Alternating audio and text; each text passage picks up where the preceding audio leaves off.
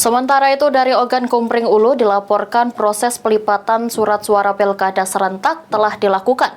Namun sampai saat ini KPU Oku belum merinci jumlah surat suara yang rusak.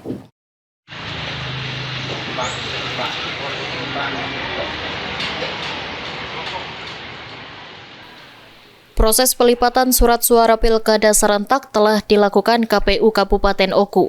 Namun sampai saat ini KPU Oku belum merinci jumlah surat suara yang rusak. Surat suara yang mengalami kerusakan akan diklasifikasikan menjadi dua kategori, yaitu rusak ringan dan rusak berat. Kasubag Keuangan dan Logistik KPU Oku, Suyanto, menjelaskan bahwa dalam satu kardus terdapat 2.000 lembar surat suara. Setiap tim pelipat bertugas menyelesaikan pelipatan satu kardus per tim. Setelah proses pelipatan selesai, surat suara yang berhasil dilipat akan kembali dimasukkan ke kardus-kardus tersebut dan di-scan untuk kemudian datanya diinput ke aplikasi Silog. Surat suara kemarin kita mulai melipat di tanggal 4 siang. Alhamdulillah hari ini selesai untuk pemilihan gubernur dan bupati sudah selesai semuanya.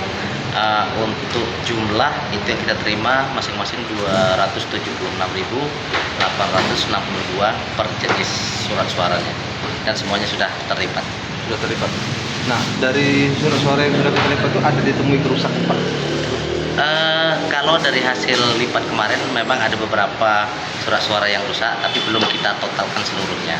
Tapi sudah ada catatannya yang rusak-rusak. Nah, nanti ini kita sortir ulang lagi. Mungkin saja ada yang taman-taman yang rusak ataupun yang rusak masih bisa digunakan kembali.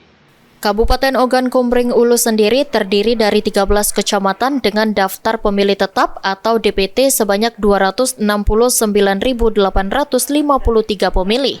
Dengan kelancaran proses pelipatan ini, KPU Oku berharap logistik Pilkada Serentak 2024 dapat didistribusikan dengan tepat waktu dan tepat sasaran menjelang hari pemungutan suara yang semakin dekat. Ari Pranika, PAL TV.